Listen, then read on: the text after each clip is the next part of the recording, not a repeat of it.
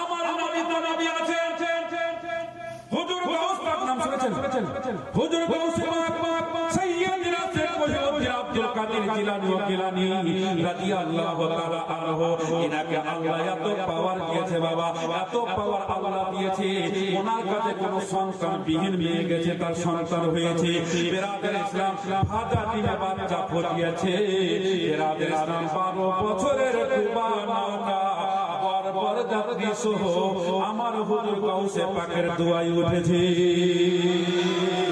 হুজুর গাউসে পাকের অনেক কিরামাত রয়েছে বাবা তবে আপনার কথা বলি রমজান মাসে আমার হুজুর গাউসে পাককে তার মুরিদেরা দাওয়াত করেছে বলে হুজুর আমার মনে বড় আশা আপনাকে দাওয়াত করলাম হুজুর আমার বাড়িতে বসে ইফতারটা করবেন হুজুর বললেন বলে হ্যাঁ দাওয়াত নিলাম ইফতার করব আরেকজন বলল হুজুর আমারও মনে বড় আশা আমার বাড়িতে একটু ইফতার করবেন হুজুর এমনি করে বাবা দাওয়াত দিয়ে যাচ্ছে আমার হুজুর গাউসে পাক যেন বাবা দাওয়াত কবুল করে যাচ্ছে এমনি করতে করতে একটা নাই দুইটা নাই 10 টা বেশি নয় শহর জন হুজুর গাউস পাকের মুরিদ আমার হুজুর গাউস পাককে দাওয়াত করলো আর ৭০ জনের দাওয়াত হুজুর গাউসে পাক গ্রহণ করেছে কত জন ৭০ জনের দাওয়াত গ্রহণ করেছে ইফতারের সময় হলো প্রথমে যে দাওয়াত করেছে তার বাড়িতে হুজুর গাউসে পাক দ্বিতীয় জন দাওয়াত করেছে তার বাড়িতে হুজুর গাউসে পাক এবার যেন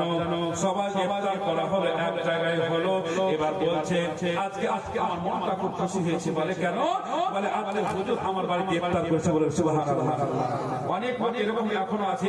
যে আলেমকে ভালোবাসে তো দাওয়াত করেছে বলছে আজকে আমার মনটা ভরেছে আজকে আমার বাড়িতে মাওলানা সাহেব খেয়েছে আমার জিটা ভরে গেছে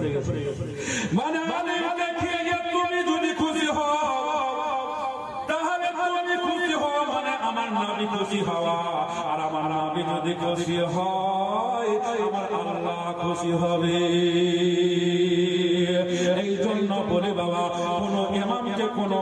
মাওলানা সাহেবকে কম নজরে দেখবেন না কোন মাওলানাকে খারাপ ভাষায় কথা বলার চেষ্টা করবেন না কারণ আলিম উলামা হলো এরা হলো ওয়ারিসাতুল আম্বিয়া এরা হলো ইসলামের ওয়ারিসা গ্রামে গ্রামে ইমাম থেকে তো সুদ করে মদ করে শেষ থাকে না বেনামাজি শেষ থাকে না নাই অন্যায়ের শেষ থাকে না এখন ইমাম যদি না থাকে আজান হবে না হবে যে ইমাম মসজিদ নামাজ রাখে পরিবার ত্যাগ করে আল্লাহর ঘরের পাহারা দেয় ওই ইমামের সঙ্গে কি খারাপ ব্যবহার করা যায় ওই ইমামের সঙ্গে ওই মাওলানার সঙ্গে খারাপ ব্যবহার করা যায় না তবে একটা কথা বলে বাবা কথায় কথা বের হয় সরষা চিপারে তেল বের হয় একটা কথা বলে বাবা রে ৭০ জনাই এসে বলছে বলে আমার বাড়িতে হুজুর খেয়ে আমি শান্তি পেয়েছি আত্মাটা ভরে গেছে আত্মা শান্তি পেয়েছে ও বলছে আমার বাড়িতে ছিল না আমার বাড়িতে ছিল এই ৭০ জনাই এক জায়গা এসে ঝামেলা লাগে ও আমার বাড়িতে দাওয়াত কবুল কি দাওয়াত খেয়েছে ও আমার বাড়িতে খেয়েছে তো বলছে এটা কি করা হয় একটা হুজুর গাউস পাক আপনি বলছেন আমার বাড়ি তুই বলছিস আমার বাড়ি এটা কি করে হয় চল হুজুর গাউস পাকের কাছে চল হুজুরের কাছে আসলো আসার পরে বলছে হুজুর আপনি কি কালকে আমার বাড়িতে দাওয়াত গ্রহণ করে নিয়ে পড়ান করে বলে হ্যাঁ করেছি আরেকজন বলছে হুজুর আমার বাড়িতে করেননি বলে হ্যাঁ করেছি আরেকজন বলছে হুজুর আমার বাড়িতে দাওয়াত গ্রহণ করেননি মানে ইফতার করেননি বলে হ্যাঁ করেছি এমনি এমনি একে একে বলতে যাচ্ছে হুজুর বলতে হ্যাঁ করেছি আমার হুজুর গাউস পাক বলেন একে একে বলবার কতজন উত্তর দেবে তাই হুজুর গাউস পাকের সামনে বাবা একটা গাছ ছিল আর গাছের বাবা অসংখ্য পাতা ছিল হুজুর গাউস পাক বললেন আমার মুরিদারা রে একটু তোমরা গাছের দিকে তাকাইয়া দেখো রে এবার সবাই বাবা গাছের দিকে তাকাইয়া দেখলো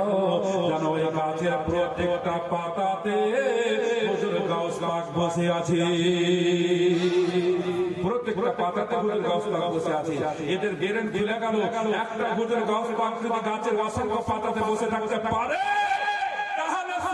তোমার বাড়িতে আমার হুজুর গাউসে পাক দাওয়াত আদায় করতে পারে যেন বলে সুবহানাল্লাহ জগতের মুসলমান হুজুর গাউস পাক বললেন হুজুর আপনি কি বাগদাদ শহরে বসে বসে সারা দুনিয়াটা দেখতে পান বলে হ্যাঁ এই বাগদাদ শহরে বসে বসে বসে সারা দুনিয়াটা দেখতে পাই। বলে কেমন দেখতে পাও? বলে বাগদাদ শহরে বসে বসে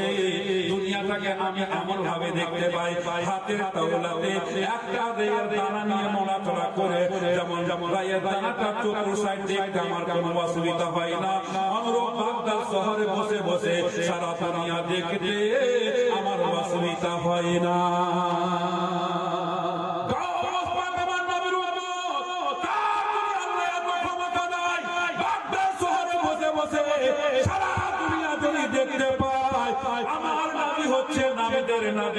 আমার নবী হচ্ছে নেতাদের নেতা, আমার নবী মুস্তাফা সাল্লাল্লাহু তাআলা আলাইহি ওয়াসাল্লাম। কি বাবা মদিনার রাস্তা চিনতে পারবে না?